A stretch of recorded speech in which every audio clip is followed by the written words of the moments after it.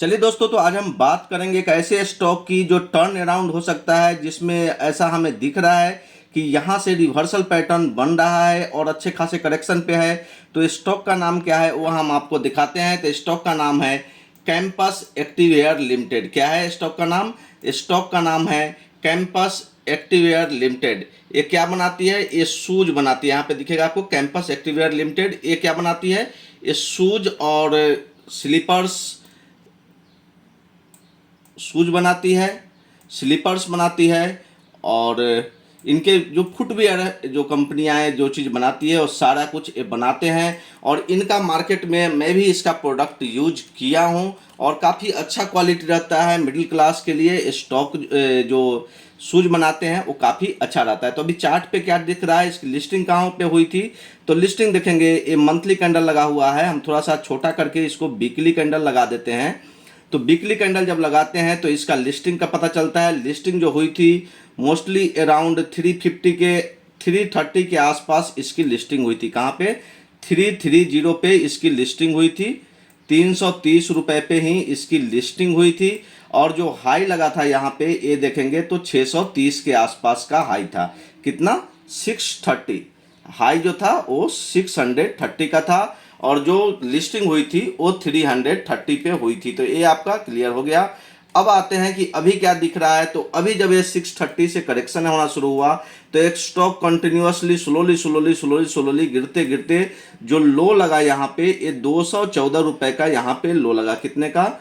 214 का लो लगा है। ठीक है। अब वहां से स्टॉक ये रिवर्सल होकर के फिर से 300 के लेवल पे जाकर के टच किया है और वहां से थोड़ा सा करेक्शन होकर के 280 पे आया है। ये वीकली कैंडलस्टिक चार्ट लगा हुआ है। आप हमारे साथ जुड़े रहिएगा, हम फंडामेंटल जाकर के भी देखेंगे। उसमें मैं सारा शेयर होल्डिंग पैटर्न्स, कंपनी क्या करती है, इनके पीयर ग्रुप में और कौन कौन सी कंपनी है, वो सारा कुछ भी हम डिस्कस करेंगे। और वहाँ फंडामेंटल देख करके हम पता लगाने की कोशिश करेंगे कि क्या स्टॉक के लिए अभी जो रेजिस्टेंस है वो 300 का जो रेजिस्टेंस हमें चार्ट पे दिख रहा है, 300 का रेजिस्टेंस चार्ट पे दिख रहा है। 300 के ऊपर जाएगा तो इस स्टॉक में एक बड़ा ब्रेकआउट देखने को मिलेगा और स्टॉक आसानी से जो है वो 350 360 तक के लेवल को टच करेगा और उसके बाद स्टॉक अप ट्रेंड में रिज्यूम हो जाएगा। तो 300 के ऊपर स्टॉक अप ट्रेंड में चला जाएगा। लेकिन हमें फंडामेंटली जाकर के देखना होगा कि पी अगर अभी भी महंगा होगा, पी अगर अभी भी 50 से ऊपर का होगा तो स्टॉक कुछ दिन और कंसोलिडेट कर सकता है। हमें लग रहा है कि प्राइस वाइज अच्छा करेक्शन हो चुका है, 50% का करेक्शन हो चुका है। जहां पे लिस्टिंग हुई थी अभी स्टॉक का प्राइस वहीं पे चल रहा है, उसी के आसपास चल रहा है। तो आते हैं, थोड़ा सा चार्ट को क्लीन करते हैं और स्क्रीन को क्लीन होने के बाद आपको हम डेली कैंडलस्टिक चार्ट लगा करके दिखाएंगे कि कहाँ पे बाइंग हो सकती है।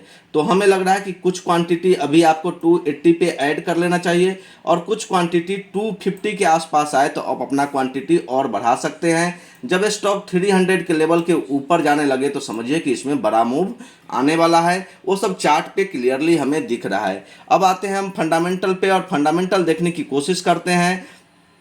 तो आइए सबसे पहले हम इसका फंडामेंटल ओपन कर लेते हैं। तो ये फंडामेंटल जब तक ओपन हो रहा है, क्लिक हो गया है, थोड़ा सा टाइम लग रहा है। चलिए, फंडामेंटल ओपन हो गया है। सेक्टर जो है वो रिटेल का सेक्टर है, रिटेलिंग बिजनेस है इनका। इंडस्ट्री जो है वो फुटवेयर है, जो आपके साथ पहले ही डिस्कस कर दिया। इनका शूज बहुत फेमस है, काफ़ी इनका मार्केट में डिमांड है, लेकिन प्राइस जो है वो ये बढ़ा नहीं पा रहा है, जिससे इसका ईपीएस नहीं बढ़ पा रहा है। अभी ईपीएस भी हम देखेंगे।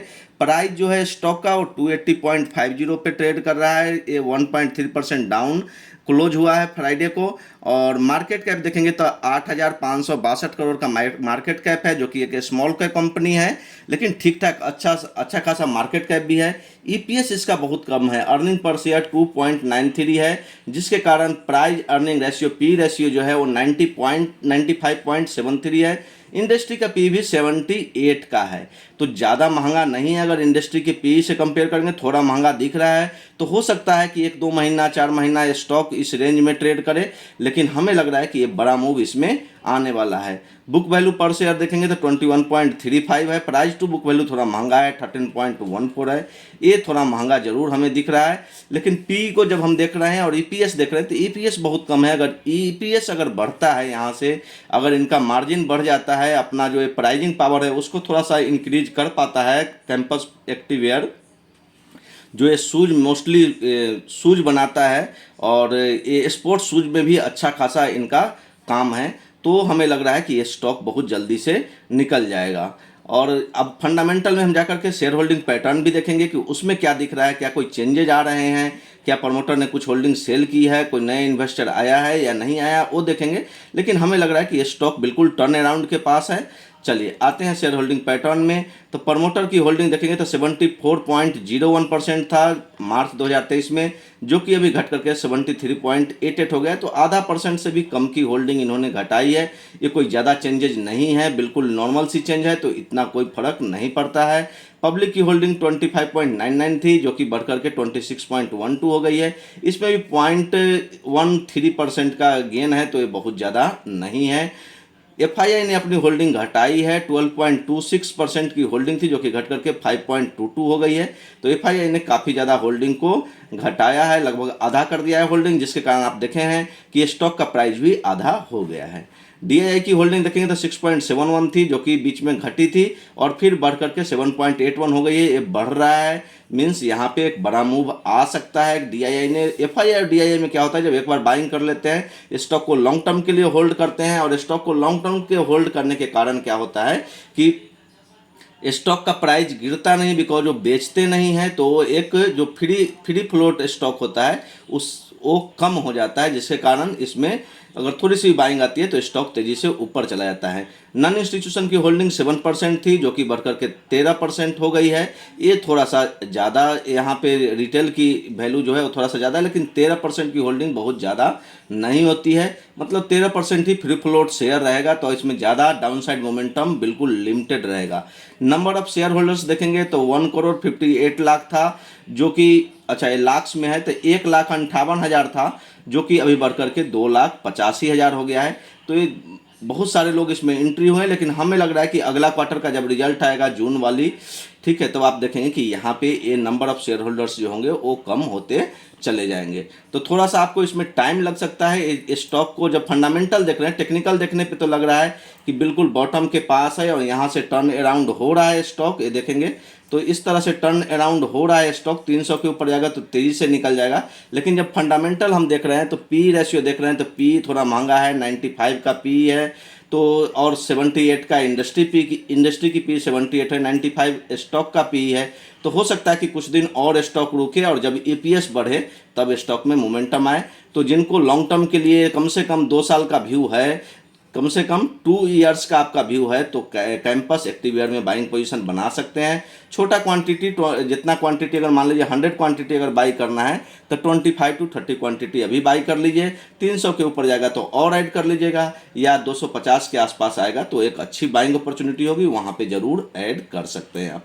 तो डिसीजन सब आपका है। जो भी डिटेल था इसका मैंने बता दिया। इसमें म्यूचुअल फंड की होल्डिंग की अगर बात करें तो वो भी मैं देख लेता हूँ। तो Mirae Asset ELSS tax saver fund, Mirae Asset SBI, Mangalam fund, Mirae Asset great consumer fund, SBI flexi cap fund, SBI multi cap fund, Aditya Birla, Sun Life India, ये सब सारे जो म्यूचुअल फंड है, टाटा इंडिया कंज्यूमर फंड, ये सभी इसमें invested है। तो स्टॉक बहुत बढ़िया है, इसमें कोई दिक्कत नहीं है। आप देखेंगे मैक्सिमम एचडीएफसी का भी आप देखेंगे तो एचडीएफसी एएमसी का भी इसमें इन्वेस्टमेंट है। तो सारा चीज़ सही है स्टॉक में। अगर आपका लॉन्ग टर्म व्यू है, 2 साल का व्यू है, तो ये सब स्टॉक अगर आप खरीदेंगे तो स्टॉक जरूर आपको अच्छा खासा रिटर्न बना करके देगा। लेकिन पेशेंस के साथ बैठना पड़ेगा, बिकॉज पी थोड़ा ज़्यादा है। ईपीएस बढ़ेगा तो पी कम होगा तो स्टॉक में मोमेंटम ऊपर की ओर आपको देखने को मिल सकता है। तो चलिए दोस्तों, आप लोग कमेंट बॉक्स में बताइए कि आप लोगों को वीडियो कैसा लगा। अगर मैंने अच्छे से एनालिसिस करके बताया है तो आप कमेंट बॉक्स में बताइएगा। अगर कोई चीज़ छूट गया हो तो वो भी आप जरूर बताइएगा। एक चीज़ छूट गया है, वो अभी जस्ट मुझे याद आया, तो वो मैं आपको चार्ट पर लगा देता हूं, जिससे पता चल जाएगा कि क्या यहाँ पे जो बाइंग हो रही है, ये जो आपको बाइंग दिख रही है, ये वाली जो ऊपर की ओर मोमेंटम आ रहा है, इसमें क्या वॉल्यूम बेस्ड बाइंग है या नहीं। तो आकर के आपको क्या लगाना है, यहाँ पे आकर के आपको वॉल्यूम लगा देना है। वॉल्यूम लगाने के बाद आपको यहाँ पे दिख जाएगा। तो जहाँ भी ये देखेंगे ये जो मोमेंटम आया है बड़ा सा कैंडल यहाँ पे, तो यहाँ पे वीकली में दिखेगा कि बड़ी सी ग्रीन कैंडल वॉल्यूम बार की भी बनी है। मीन्स डिलीवरी बेस्ड बाइंग हुई तो डरने की कोई ज़रूरत नहीं है। करेक्शन होता है 250 तक आता है स्टॉक, तो वहाँ पे ऐड करने की कोशिश कीजिएगा। जैसा मुझे लग रहा है कि वहाँ से एक अच्छा मोमेंटम आएगा, थोड़ा सा टाइम लग सकता है लेकिन स्टॉक बहुत बढ़िया है। Thank you.